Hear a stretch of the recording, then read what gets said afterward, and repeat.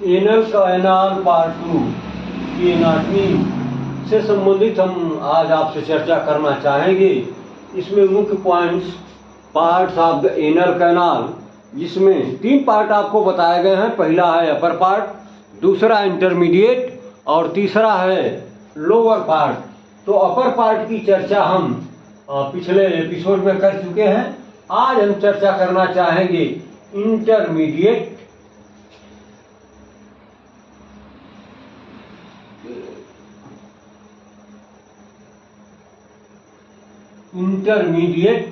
Part और lower part के बारे में। तो आइए शुरू करते हैं। ये इंटरमीडिएट पार्ट के बारे में, इसकी लंबाई बताई गई लगभग 5 mm। कितना बताई गई? 5 mm यानी 5 मिलीमीटर। इसका कलर बताया गया ब्लूइश पिंक। इसकी लोकेशन बताई गई बिटवीन पेक्टिनेट एंड हिल्टन्स लाइन। ये साइंटिस्ट के नाम पर इस लाइन का नाम रखा गया, हिल्टन्स लाइन। साइंटिस्ट का नाम था जिसने फर्स्ट ऑफ ऑल इसको सर्च किया था। और पेक्टिनेट का मतलब होता है structure arranged in the shape of comb teeth. तो आपने देखा होगा फिगर में, ये जो एनल कैनाल के वाल्व हैं, इनका अरेंजमेंट कुछ ऐसा ही है। तो देखने पर लगता है कि कंघी के दांत हैं, इसलिए इसका नाम रख दिया गया पेक्टिनेट। और लाइंड बाय म्यूकस मेम्ब्रेन, इसके ऊपर म्यूकस मेम्ब्रेन की कवरिंग चढ़ी होती है। Here anal column are absent, यहाँ पर कोई एनल कॉलम्स नहीं पाए जाते हैं। अब आ जाइए तीसरा पार्ट, जो लोअर पार्ट के नाम से जाना जाता है। इसकी लंबाई बताई गई लगभग 8 mm। कितनी? लगभग 8 मिलीमीटर। और ये होता कहाँ है? Below the Hilton's line. अभी जो हिल्टन्स लाइन आपने देखा उसके नीचे। और lined by skin containing sweat and sebaceous glands. उस स्किन के द्वारा कवर्ड होता है, उसके द्वारा लाइंड किया जाता है, जिसमें बहुत सारे सिबेशियस ग्लैंड और स्वेट ग्लैंड की उपस्थिति होती है। अब हम आपसे चर्चा करेंगे कि ये पेक्टिनेट लाइन क्या है, हिल्टन्स लाइन क्या है। तो पेक्टिनेट लाइन के बारे में बताया गया है कि ये वेवी लाइन, यह तरंग जैसी लाइन होती है।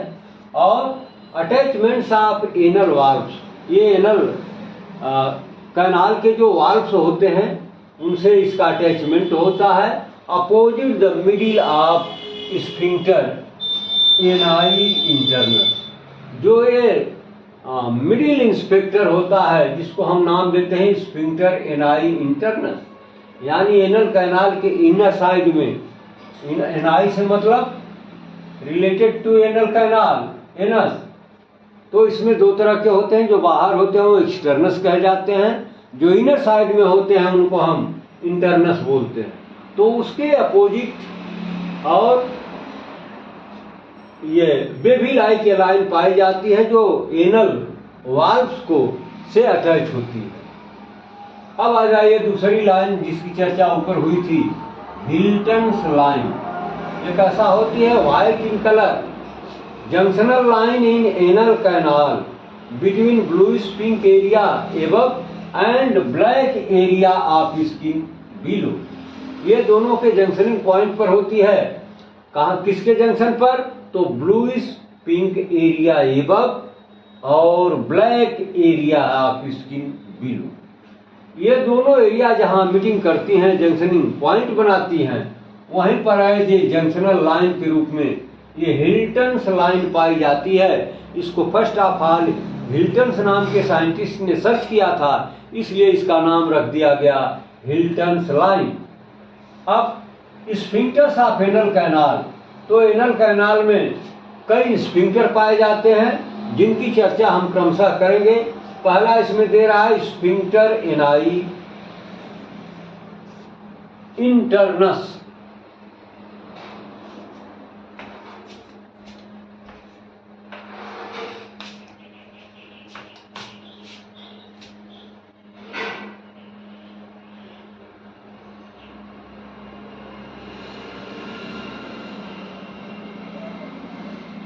ये स्फिंक्टर एनाई इंटरनस इसका फॉर्मेशन कैसे होता है? तो it is found by the condensation of circular muscles of lower part of rectum and anal canal. Anal canal और रेक्टम के जो लोअर पार्ट में सर्कुलर मसल्स पाई जाती हैं, उनके कंडेंसेशन के द्वारा इस स्फिंक्टर, जिसका नाम है स्फिंक्टर एनाई इंटरनस, इसका निर्माण होता है। और इसकी सिचुएशन कहाँ बताई गई? It is situated on the upper 3/4 of anal canal supplied by autonomic nerve. ये जो एनल कैनाल है, इसके अपर 3/4 पार्ट में ये स्फिंक्टर एनाई इंटरनस, स्फिंक्टर जहाँ पाया जाता है वो क्या है? अपर 3/4 पार्ट ऑफ एनल कैनाल। इसको सप्लाई देने के लिए वहाँ पर ऑटोनॉमिक नर्वस सिस्टम की सप्लाई होती है। दूसरा जो स्फिंक्टर बताया गया उसका नाम है स्फिंक्टर एनाई एक्सटर्नस, यानी वो अंदर साइड की और ये बाहर साइड की, आउटर की है, इसलिए इसका नाम हो गया स्फिंक्टर एनाई एक्सटर्नस, यानी एनल कैनाल से रिलेटेड वह स्फिंक्टर जो आउटर हो, बाहर साइड में हो, उसका नाम हो जाएगा स्फिंक्टर एनाई एक्सटर्नस, और जो इनर साइड में होगा उसका नाम होगा स्फिंक्टर एनाई इंटरनस। तो ये जो स्फिंक्टर एनाई एक्सटर्नस है, इसका निर्माण कैसे होता है, ये कैसे बनता है? तो वॉलंटरी मसल्स के द्वारा इसका निर्माण होता है, यानी ये स्फिंक्टर वॉलंटरी रिस्पांस करता है इच्छा के अनुसार। सप्लाइड बाय, इसको नर्व सप्लाई किसके द्वारा की जाती है? तो posterior rectal nerve and perineal branch of fourth sacral nerve. तो ये जो दो नर्व का नाम लिया गया, पोस्टेरियर रेक्टल नर्व और perineal branch of fourth sacral nerve, तो ये दोनों नर्व इसकी सप्लाई के लिए रिस्पॉन्सिबल होती हैं। ये कहाँ सिचुएट करता है, कहाँ पर ये होता है?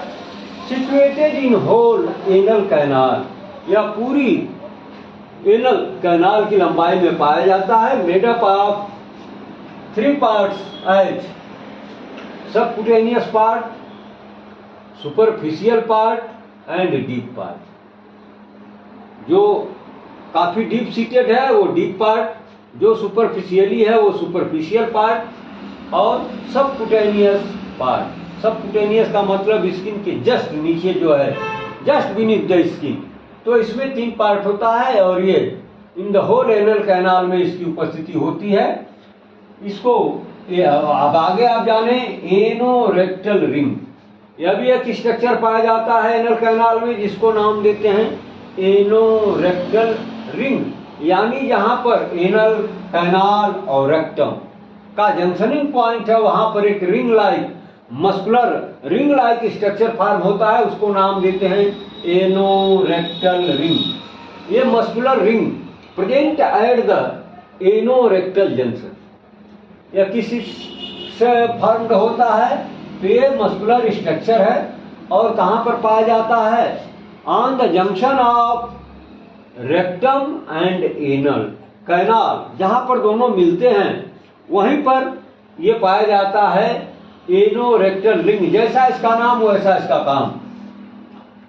Formed by the upper part of internal sphincter, deep part of external sphincter and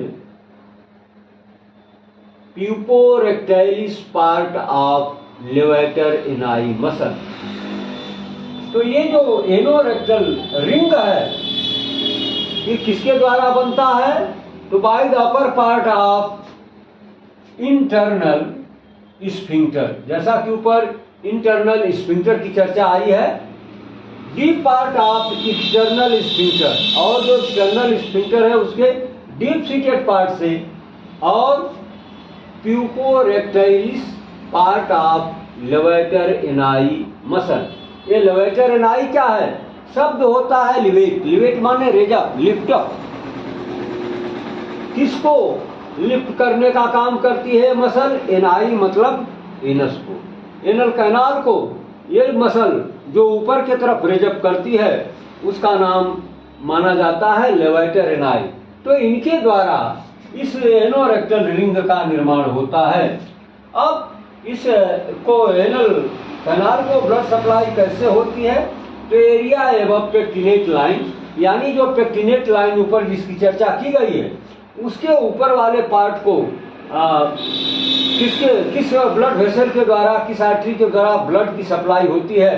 तो यहाँ पर आपको मिलेगा superior rectal artery, branch of inferior mesenteric artery. जो ये पेक्टिनेट लाइन के ऊपर की एरिया है उसके लिए कौन सी आर्टरी ब्लड सप्लाई के लिए रिस्पॉन्सिबल होती है? वो है सुपीरियर रेक्टल आर्टरी। जैसा इसका नाम, रेक्टम के सुपीरियर पार्ट में artery, branch of inferior mesenteric artery. ये इंफीरियर मेसेंट्रिक आर्टरी की ब्रांच है जो पेक्टिनेट लाइन के ऊपर की एरिया को एनल कैनाल में ब्लड की सप्लाई करती है, जिसको हम नाम देते हैं सुपीरियर रेक्टल आर्टरी। अब area below the pectinate line के जो नीचे का रीजन है उसमें कौन सा ब्लड वेसल ब्लड की सप्लाई करता है वो हमें जानना चाहिए। तो इसमें है इंफीरियर रेक्टल आर्टरी, इसमें था सुपीरियर रेक्टल आर्टरी, जैसा नाम वैसा काम। तो इंफीरियर रेक्टल आर्टरी ये किसकी ब्रांच है? Internal pudendal artery. ये जो इंटरनल जेनाइटेलिया के लिए ब्लड सप्लाई करती है आर्टरी, उसको हम नाम देते हैं इंटरनल पुडेंडल। तो उसकी ये ब्रांच होती है जिसको हम नाम देते हैं इंफीरियर रेक्टल आर्टरी। ये artery below the area of pectinate line के ब्लड सप्लाई के लिए रिस्पॉन्सिबल मानी जाती है। अब इसके बाद हम देखेंगे इसका नर्व सप्लाई। तो नर्व सप्लाई में एबव द पेक्टिनेट लाइन और फिर बिलो द पेक्टिनेट लाइन। तो पेक्टिनेट लाइन के ऊपर की जो एरिया है उसमें autonomic nervous system nerve supply के लिए, नर्व इम्पल्सेस पहुंचाने के लिए रिस्पॉन्सिबल होते हैं, और बिलो में somatic nerve by inferior rectal nerve, branch of pudendal nerve. तो बिलो जो पेक्टिनेट लाइन की एरिया है इसमें पुडेंडल नर्व जो कि एक सोमैटिक नर्व है, इसके द्वारा नर्व सप्लाई की जाती है। इसके बाद हम जो लास्ट में इसका मुख्य बिंदु क्लिनिकल एनाटॉमी पर चर्चा करना चाहेंगे। तो इसमें कुछ प्रॉब्लम्स बहुत ही कॉमन है, जैसे anal fissure, fistula in I know, piles या हेमोराइड। ये आइए क्या है एनल फिशर क्या है? तो torn of anal valves during hard stool is very painful.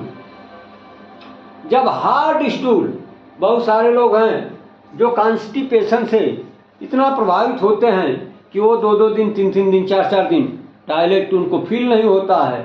Result क्या होता है कि धीरे धीरे उसका जो वाटर रिजर्वेशन है वो बढ़ जाता है, और वो काफ़ी वो जो फीकल मैटर है इतना हार्ड इन नेचर हो जाता है कि जब वो पास आउट होता है तो फिर एनल कैनाल की जो दीवार है उसमें क्या करता है, उसमें स्क्रैचेज बन जाते हैं, उसमें खरोंच बन जाते हैं। ये देखिए लिखा है torn of anal valves. Anal canal के अंदर जो वाल्व्स आपको जिसकी चर्चा की गई थी उसमें टोर्न हो जाता है, उसमें दरारें फट जाती हैं और वो काफ़ी पेनफुल होता है, सीवियर पेनफुल होता है। तो इसको हम नाम देते हैं एनल फिशर। जैसा इसका नाम है, एनल माने एनल कैनाल में फिशर का होना। फिशर का मतलब ही होता है दरार लाइक स्ट्रक्चर। तो ये काफ़ी कष्टदायी कंडीशन होती है और इसका इलाज भी काफ़ी मुश्किल होता है, क्योंकि जैसे ही घाव की इंजरी की हीलिंग होती है फिर अगला स्टूल पास आउट होगा और उतना ही हार्ड होगा, तो फिर उसको स्क्रैच करते हुए जाएगा। तो इसको ठीक करना काफ़ी मुश्किल होता है, इसका इलाज काफ़ी जटिल होता है। दूसरा बताया गया फिस्टुला इन एनो। फिस्टुला का मतलब होता है an abnormal opening between two cavities or gland like structure, उसको बोलते हैं फिस्टुला। अब यही फिस्टुला इन एनो हो जाए, एनो से मतलब एनल कैनाल के अंदर हो जाए, तो फिर उसको हम नाम दे देते हैं फिस्टुला इन एनो।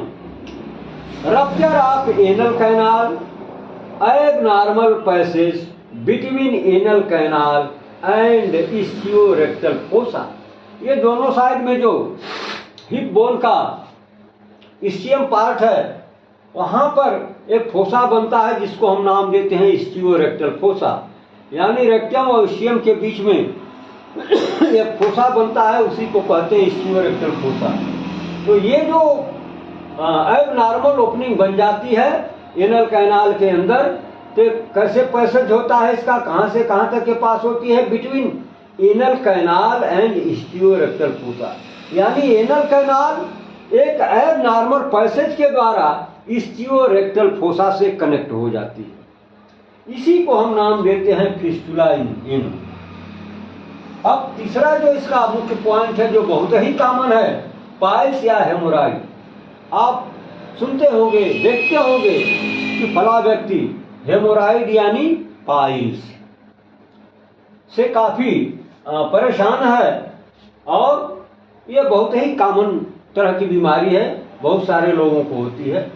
होता क्या इसमें है कि circular dilatation of internal rectal venous plexus bleed profusely.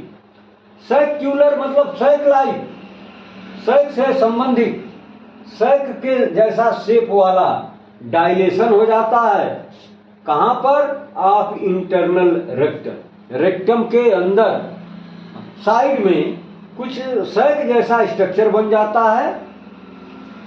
Venus plexus bleed profusely, और वहां पर जो वेनस प्लेक्सस होते हैं, जो वेन्स की नेटवर्किंग है, उसमें ये ब्लड रुका रहता है, और जैसे ही ये रप्चर होता है, ब्रस्ट होता है, ये ब्लड ये थ्रू द एनस बॉडी के बाहर दिखने लगता है।